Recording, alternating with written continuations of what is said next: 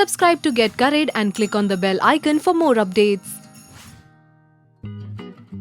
When you talk about culinary trends, Bohri cuisine has been part of the list for quite a few years. Today, I'm showing you a sparkling gem of the Bohri cuisine. It's called Chicken Dabba Gosht. On that note, hey guys, this is Varun Inamdar and welcome to Get Curried. Let's make Dabba Gosht, which is simple and a meal in itself. Let's begin. Let's begin this recipe with heating a pan or a wok on high flame, and let's add in some oil. Well, this recipe has a mixture of oil and ghee. Well, it begins with oil and ends with ghee. We'll see how. While the oil is getting heated up, let's take dices of boneless chicken breast, wash it well. To this, I'm adding in paste of ginger and garlic. Well, I also like adding in some green chilies to this. You can take a personal call. To this, I'm also adding in salt as required. Well, this is a recipe which is absolutely creamy. My mouth is already watering. It also has pasta, it also has eggs, tomatoes and potatoes. We'll see as we progress. Let's get the chicken well marinated, mix all of this together. The marinated chicken straight goes in the wok. And this now needs to cook on high flame till the chicken is well cooked.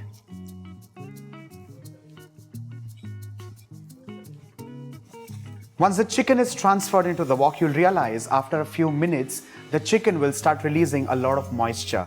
The idea is to cook that on high flame and kind of dry it out.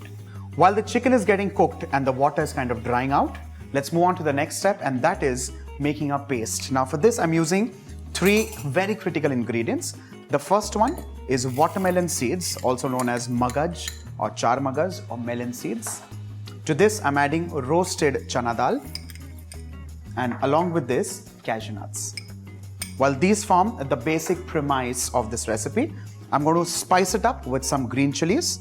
Well, remember the fact that I'd already added some green chilies in the ginger and garlic. If you've not added there, you can increase it here. And along with this, some Garam Masala. As basic as this.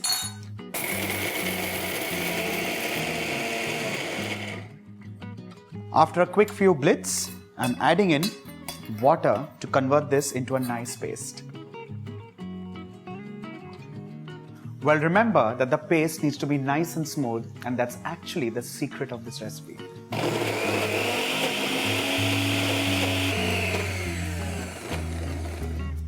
Let's transfer this paste into the chicken that's getting cooked.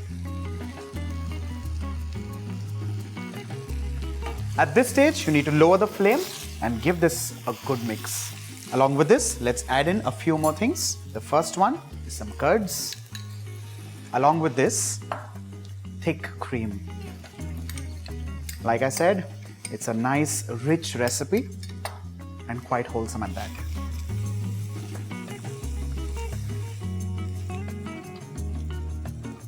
At this stage, you can also add in some water, only if required. I'm moving on straight to cooked macaroni. Give this a good mix, and with this, your chicken mix is done and ready. Let's now move on to layering this in a casserole. Well, we'll now come to realize that this is actually a baked dish. Like I said, we need to layer all of this in a casserole. Let's first begin with the chicken mix, which goes straight at the base. Let's move on to the next step, and that is adding in some color and flavor. We need to layer this, or rather arrange in a very sequential manner, some fried potatoes and slices of tomatoes. Once the casserole has been layered with fried potatoes and tomatoes, the next and the most critical ingredient that goes in is a beaten egg.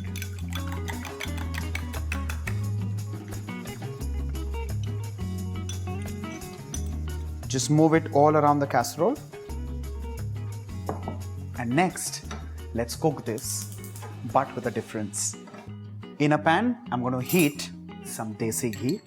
Now why? Because I'm cooking the eggs, but a little differently. What I'm doing is heating the desi ghee right up to its smoke point or its scalding point. The ghee has heated up, and I personally call this step a reverse omelette, and you'll see why. Well, the hot ghee going straight on top of beaten eggs is going to cook it. And the next step is very simple. Just a little bit of chili flakes, chopped coriander, and this now straight goes in the oven. 200 degrees Celsius for 15 minutes, and that's your most perfect chicken dabba gosht. With this, your chicken dabba gosht is done and ready.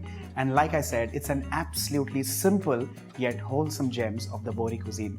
Let this straight go on the dinner table and let your family dig in. On that note, do not forget to like and share the video and subscribe to get curried.